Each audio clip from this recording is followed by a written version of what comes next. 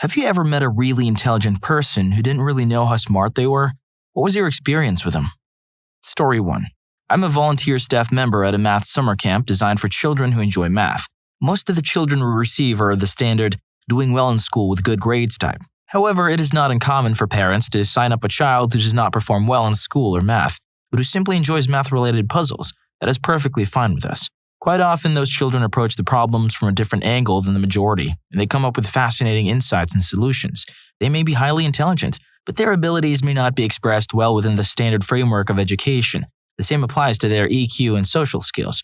A few years ago, we had a sign-up where the parents informed us that their son had great difficulties making friends or socializing in general. On the first day of camp, the child took a chessboard and sat down to play against himself, which was perfectly fine. But not much later, another boy approached him and asked if he could join the game. They started playing and talking, and by the end of the week, they were practically inseparable. Had made a new best friend faster than anyone else at camp. It just goes to show that with the right environment, people can thrive. Story 2. My mother was raised in a poor and abusive family, which led her to leave school at an early age to escape. Even now, she admits to being uneducated, which is true, but she's not unintelligent. Despite raising multiple children with limited finances, she's always been resourceful and savvy at making ends meet. She can perform complex mental calculations, conducts extensive research before making major purchases, and even sends me screenshots of elaborate scam emails, explaining why they're fake. At the age of 78, she remains up to date with new technology and has no difficulty using her smartphone or PC.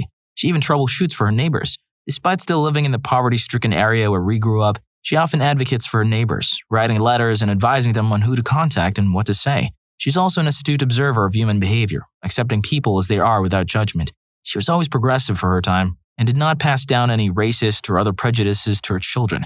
I often wonder what she could have accomplished if she had been given the same opportunities that she made sure we had. Story 3. She passed away 2 years ago at 81. She had an 8th grade education, which was normal for the area at the time because her parents were farmers.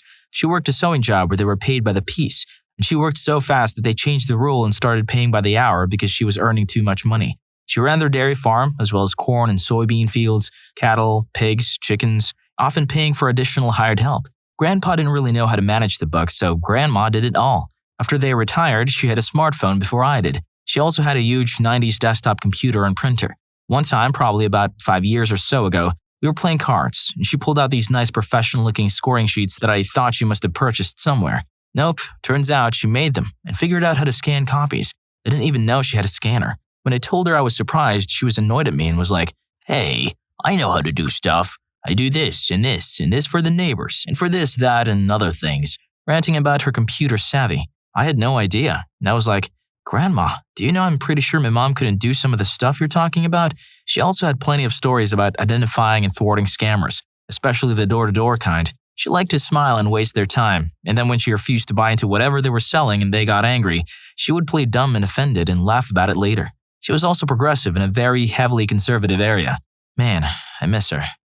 Story 4. Someone mentioned already, but people who can easily teach others complex subjects are truly remarkable. When I was in uni, I took part in a project called Inside Out, where we would go into a prison and have some criminology lessons with the inmates whom we called inside students.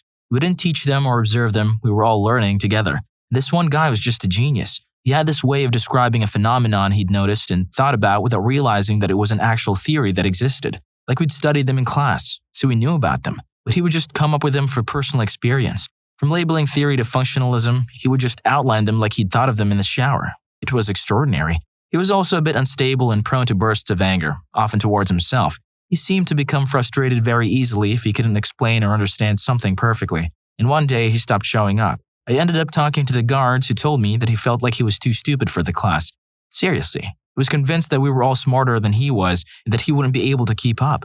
I don't know if they ever did, but we asked the guards and a few inside students if they could tell him that we'd loved studying with him, that he was starting really interesting discussions, and that his observations always made us think more deeply, that his presence made the class better. And just to be clear, I don't mean to say that he was smart for someone in prison. He was a genius. Everyone but him knew that he was by far the most intelligent person in the room, but he didn't see it. We were told that they would ask if he could participate the following year. I hope he did. Story 5. My dad is dyslexic and grew up in an education system that didn't provide any support, so he is all but illiterate. He left school at 15 with no qualifications. He always says he's stupid, and it upsets me so much. He won't believe it when we tell him he's not. Me, my mom, and my sister all have education beyond degree level, but he's smarter than any of us. He's eloquent, but sometimes mispronounces new words that he's heard in a different accent. Our accent is heavy on the R sound, so I've noticed him adding it to words that don't have R's, but of course, he's never seen it written down to know. He watches historical documentaries and tells us about how they link with ones he watched a couple of years prior.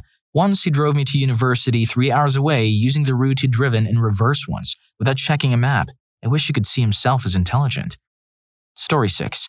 In my first year of college, I sat next to a quiet girl who never thought of herself as smart. While everyone else was loud about what they knew and acted like they were on top of the class, she never showed off her knowledge. We just graduated this year, 4th year, and she was honored with a university medal for her thesis. The #1 student out of almost 400 students, but I bet you she still doesn't think of herself as especially intelligent. Story 7. I work in manufacturing, so we got a lot of uneducated people. There are a lot of people out there who are smart, but for various reasons, weren't properly served by the public schools. They might be barely literate or can hardly string 2 words together coherently, but they solve problems beautifully or always have workable ideas. Or they talk about ideas rather than people or events. It's hard to quantify, but you know it when you see it. Story 8. I started out in R&D engineering, but I was responsible for several product lines on top of some new product lines. There was one product line that was manufactured on a fairly complicated machine that only a few people knew how to troubleshoot and repair, myself being one of them. I was at home one night and got a call that the system went down. So I drove to work, walked in, and it was running. The operator was sitting in the corner just doodling in his notebook. I said, "Hey, I got a call that this wasn't running." "Yeah, so it's running now. What changed?" "I don't know." "Uh-huh. Did you fix it?" "Maybe." Over time, I realized that this guy was way more capable than he was letting on. He eventually told me that he plays dumb so they don't overload him with responsibility since he knows he won't get a pay raise or promotion out of it. I was a bit naive at the time and couldn't understand why someone would have that perspective. Oh, I understand now. Anytime I had an R&D run, I started trying to get him on my team. Eventually, I got him transferred to the department I managed and trained him up on technician duties, pushing him for a promotion. Story 9. I knew a guy who was very smart with the ability to be extremely manipulative and had no idea. He always got good grades in school, often without studying much at all. What was more impressive was his ability to read people's body language, vocal tone fluctuation, and micro-expressions. The guy was a master at subtle communication, such as mirroring and framing conversation so he would be dominant. He was able to use this social intelligence to get with girls, but he would also use it to get people to do things he wanted. One of the clearest examples of manipulation that I know of is that he got his friend to break up with his longtime girlfriend. His friend's girlfriend was kind of a drag and would be a little annoying around the group, so he subtly started to slip in emotional and logical suggestions whenever he saw his friend in a moment of emotional vulnerability. Within a week, his friend ended the relationship. Story 10. The people who strike me are the ones who eliminate the wrong conclusions before solving a problem. The wrong conclusions just don't occur to them. I met a lady who went to an Ivy League school. She could talk to you and hold a nice conversation. She could then turn around and talk to someone else at a higher level. Then, we asked a technical question outside her field of expertise. She could give you a complex answer. She spoke to people on whatever level they were speaking on. I have a friend of the family who took every class at a community college before going on to get his degree. He retained all of that information. Interestingly, he liked to speak in basic terms and have everyday conversations. If he got shunned at a party, he would initially ignore it and keep hanging out with you. Eventually, as the people who shunned him came to a point where they had to stop their conversation, he would butt in. They often could not figure out the answer to what they were talking about. He would just chime in with a smile and explain the rest of the concept to them. And he would turn back to you and keep chatting. I've seen him do that multiple times. Story 11. My current girlfriend is actually extremely smart. Her intuition is very good with people. Her problem-solving skills are impressive in situations where she's comfortable, and she has a very deep understanding of human psychology. But her mother has been gaslighting her since childhood, trying to keep her fully reliant on her. I've held my tongue at points just to try not to be that boyfriend who ruins a relationship. But instead, I show her how smart she really is and where she might have a weak point that I may be able to help with. I walk her through my thought process and she picks it up very quickly. I always wonder how far she could be at this point in her life had her mother just supported her instead of tearing her down. But just in the short time I've been dating her, I've seen her grow a lot, and I'm very excited to see where she can soar off to. I just hope that she takes me with her. Story 12. My brother. Everyone used to tell him that he was just average because he got average grades. But this kid is so damn smart. He's a huge history buff and one time spent about half an hour explaining to me the importance of some Civil War battle and how it was pivotal in helping the Union win the war. I don't remember the exact details because all I could think about was the level of depth he got into just explaining and analyzing, and also explaining in a way that helped me understand at the time. My brother's intelligence is the definition of quality, and I would shout that from the rooftops because as his older sister, I'm so damn proud of him. Story 13. As a psychiatric doctor, one of my jobs is to manage the community care of patients who have recently been discharged from inpatient admission but are not fully recovered. One day, a patient came to my clinic, and my boss described him to me as a bit simple. I wasn't sure if she was joking or if she just misread him, because he turned out to be one of the smartest patients I've ever had. He arrived at the clinic wearing high-visibility gear with concrete on his work boots and spoke with a broad accent. He often said things like, "I don't know about any of that," or "I haven't got time for this, mate." But he was incredibly quick-witted. Every time I mentioned a psychoeducational point to help him understand his bipolar disorder, he would grasp the concept before I could even finish explaining it. I still use his words to this day when discussing anxiety and depression with other patients. "Doc, it's like anxiety and depression are brother and sister," he would say, holding up two fingers and crossing them. "They aren't the same, but they're clearly related." I was amazed by his insight and grateful for his contribution. He got well quickly because he could comprehend new information instantly and apply it to his own experience. It was uncanny how easily he understood things. He had no idea how smart he was because he assumed intelligence was limited to people with university degrees. I had to tell my boss that she was wrong about him, but I'm not sure if she ever updated her initial assessment. Story 14. My husband was always told in school that he could do better. His parents would say in front of me that he wasn't very bright. They assumed that because he worked with computers all day, he spent all his time playing video games. He got terrible grades in school and eventually dropped out of university. He could have done better in school, but he was bored. He got terrible grades because everyone in his life, including his parents and teachers, had told him he would do badly. His parents didn't understand what he did for a living, and he didn't have time to play video games. When I met him, we both worked for the same company. I saw how that company held him back for 5 years because he was useful in his current position. It was lucky timing when he applied for a different job in the same company, but in a different department and location. He got the job and was able to transfer within a week because a higher-up was on annual leave and couldn't object. The original department had to hire 8 people to replace him when he left. He's since been hired by a different company and is thriving. He's had several promotions and pay raises, gets along with everyone in the company, from the group CEO to the cleaners in his office, and is treated with respect by all his colleagues. Although he can't do simple math without a calculator, he can do complex quantum equations in his head. His father had the audacity to say, "You've always been bad at math," to which my husband, who had enough of his parents' nonsense, replied, "My math might be bad, but it's good enough to know I earn more than both of you combined," referring to both of his parents. As his wife, I am extremely proud of him. Story 15. In high school, I knew a shaved-head Mexican gang member who made it to calculus without doing any studying or homework outside of class time. His grades were always at a B+ level, so he never considered himself smart nor drew much attention from teachers. Our high school was sharply divided between rich and poor, but he was doing as well or better than people from privileged backgrounds who had hours of private tutoring daily, were part of study groups, math club, etc. To this day, I can't fathom how he did it. He paid careful attention in class, so he must have had a photographic memory and a genius-level mind. Half the time, he didn't even bring his book to class and had to borrow a TI calculator. I knew he left his books in his locker before he went home because he didn't want to be caught holding a school book by his friends. I was friendly with him and saddened to learn that he was killed a few years after high school. Story 16. I went out with a girl who, at first glance, looked and behaved like the worst trailer park trash you could imagine. She had very few social skills, was clumsy, rude, and threatening, and was semi-literate. However, after I bought her a beer and started chatting with her, I learned that she was bipolar and had had a chaotic childhood. We began to see each other around and started a relationship.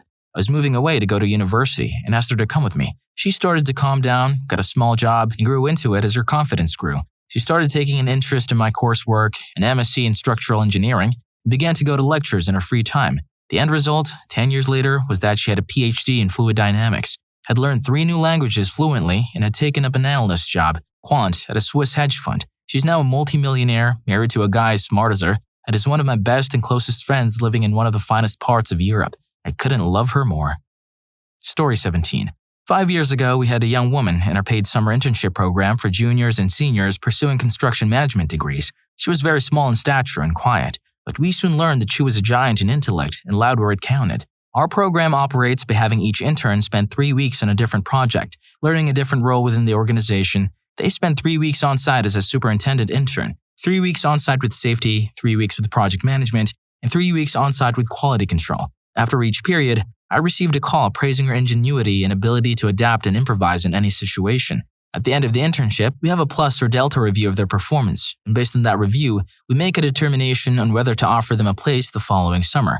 In the case of a senior, we determine if we want to extend them a full-time employment offer. Every review she received from each department said the same thing: Hire her now. We extended an offer for a salaried position, part-time, from that point through her senior year, along with tuition reimbursed. This young lady still amazes everyone every single day. She's 25 years old, making an amazing salary and absolutely dominating any project she's given. If she doesn't know something today, she'll practically be an expert tomorrow.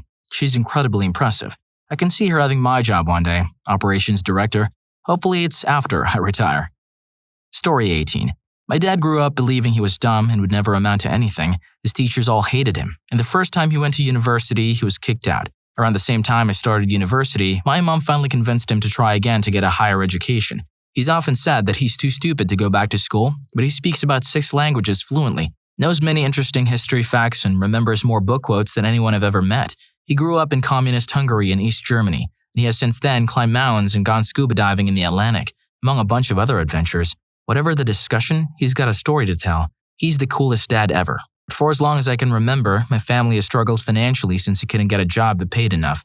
It makes me so happy now that he's finally reaching his full potential now at 51 years old, and we're all super proud of him. He dreams of being a teacher one day. He'll be the best teacher his future students could ever wish for. Story 19. As a criminal defense lawyer, I had a client who was a low-level dealer and gun runner. Most street-level guys have a very different type of intelligence that doesn't translate well to the white-collar world. Many of my clients ask to read case law, but I've only met one who could read it, digest it, and discuss it intelligently with me.